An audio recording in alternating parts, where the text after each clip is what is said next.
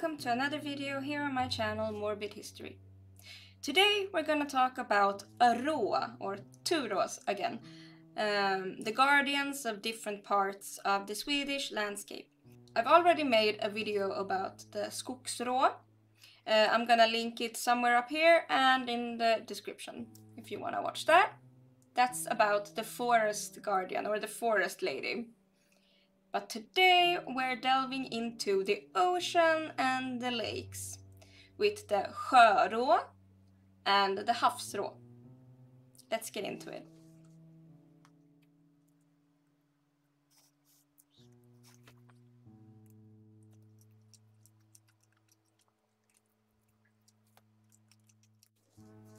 So yeah, today we're talking about havsrå and sjörå.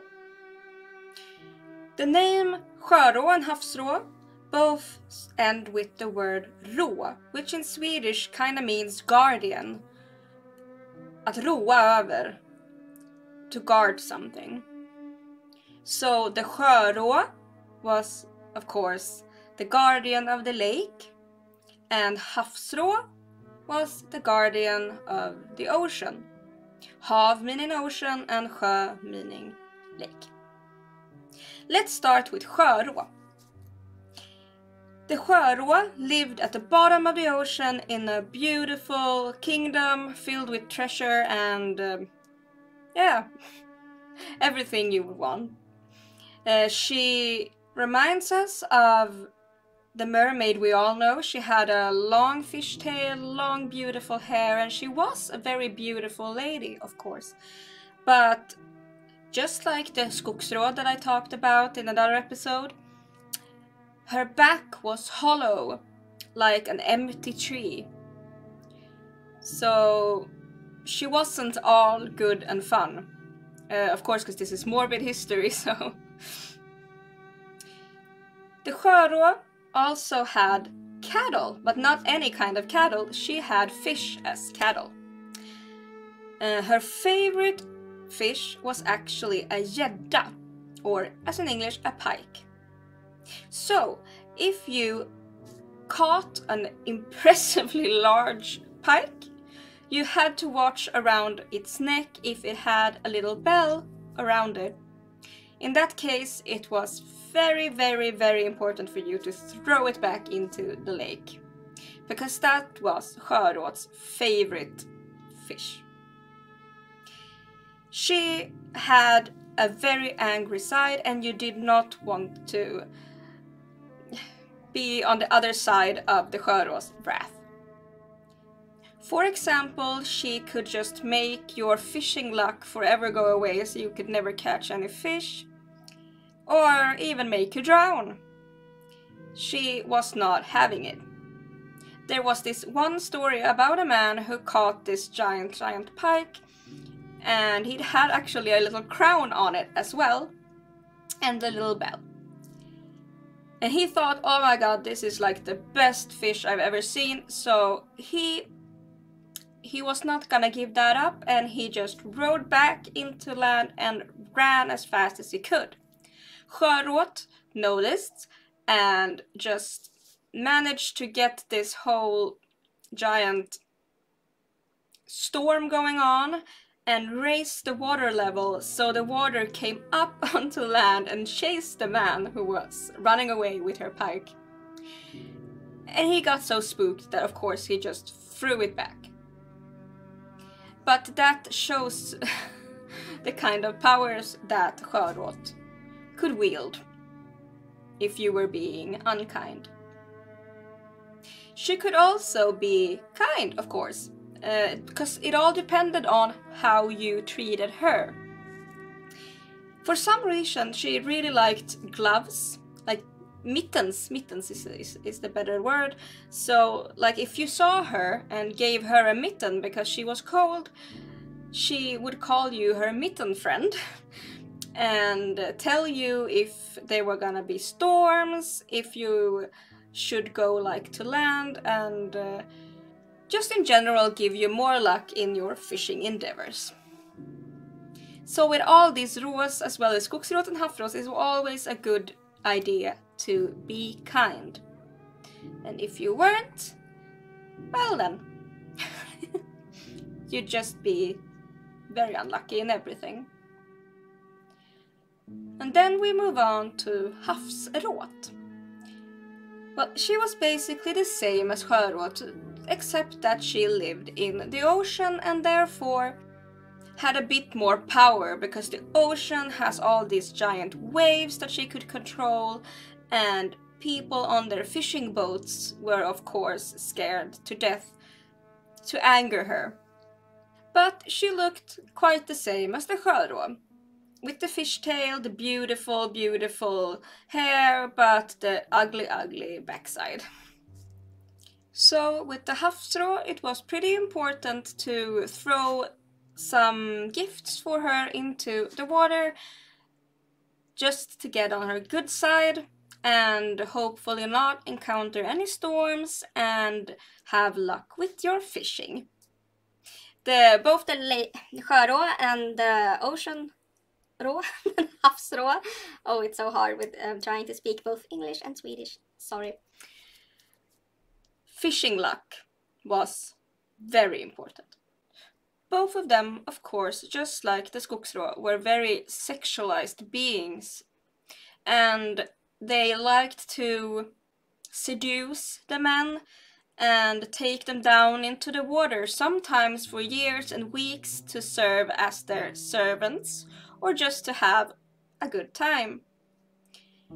This was both good and bad, because if you followed her and gave her what she wanted, that meant that you would have very good fortune with the fishing again for the rest of your life.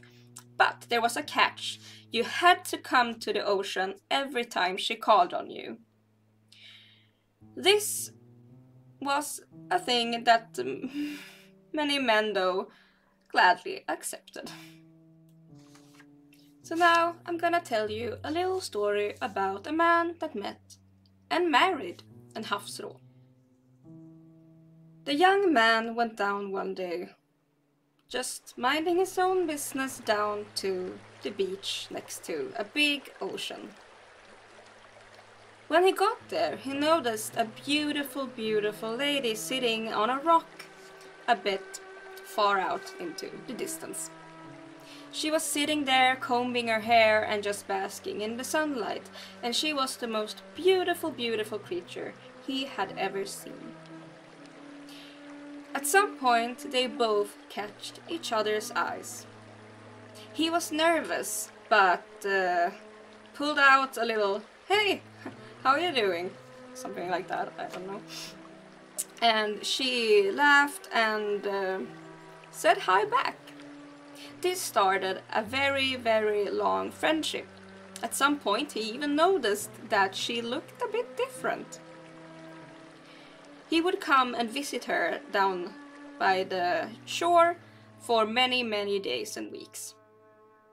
Of course, during this little courtship, he noticed that she had a fishtail, but he didn't mind, because he had never had a woman to call his own, and he was just happy that someone so beautiful wanted to talk to him.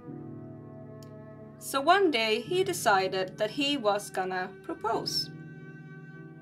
He went down on one knee and she swam up to him, and he asked her if she wanted to marry him. She gladly accepted and told him to come back the next day to pick her up, and they would move into his little house that was like a wee bit up away from the shore. And when she turned around and splashed into the water, he could clearly see her hollow back. But again, this didn't even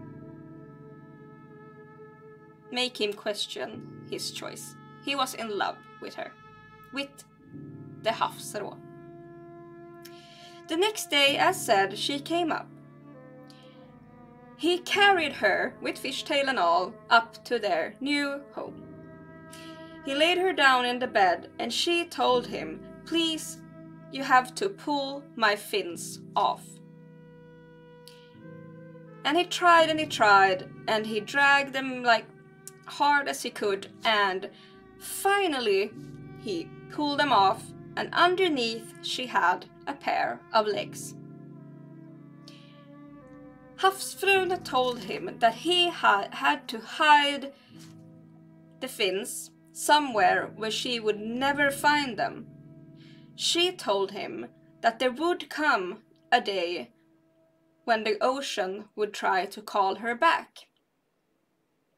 So he did as she told and put the fins into a little box underneath the floorboards and locked it with a key that he always had on him. Of course, he did all this when she couldn't see. Then their happy life began. They married, they had children, and the years passed in total bliss. But then, one night, she was starting to have nightmares, insomnia. She could hear the ocean call for her every night. She was going mad. She tried to stop these feelings because she had beautiful children. She loved her husband and everything was perfect. But the ocean just kept on calling. So sadly, one day, she turned the entire house upside down searching for her fin. She had stolen the key from her husband's pocket one day before he left for work. No one was home at this point, and once again she ransacked the entire house until she saw a floorboard that was something just looked off. She pulled it off, took the box up, opened it, and in there she had her fins. The ocean was calling louder and louder and louder. She just couldn't keep herself from returning to her place, to her home, her real home. She ran straight out, all naked, down to the shore. By this point, the husband had started to come home and saw his wife bolting down into the shore, into the ocean. He ran screaming for her not to go. But she was like in a trance and pulled her fins on and jumped straight into the ocean. The husband would never ever see her again. These kinds of stories were very usual. Sometimes it was the sjörå, sometimes it was the havsrå. Sometimes they had pulled up a baby in their fishing nets that turned out to be a mermaid child. And the story went kind of the same. The child grew up on land, but at some point they turned back into the ocean. And many times the people who were left heartbroken about their child or their wife leaving them and never coming back, at least had the happiness of having a lifetime of having a really easy time catching fish. If that was even a good compromise, I don't know. But yeah, that was today's video. I hope you enjoyed it. And I want to thank all my Patreons. I'm gonna list y'all here. You're my absolute champs. You're my heroes. Thank you. Thank you so much for supporting my channel. And I hope you enjoy the extra content that I post over there. Yeah. And I'll be back. Hopefully one more video this week or the next week. I'm trying to get at least one video every week right now. But I'd be super stoked if I managed to, at least. Yeah, so thanks for watching, and I hope you have a wonderful day, night, evening, morning, whatever the time is where you are. And thanks for being here. Please comment, like, I love reading your comments, and that's just, it's one of the things that warms my heart to no end. Thanks again. Mwah. I'll see you soon. Bye bye.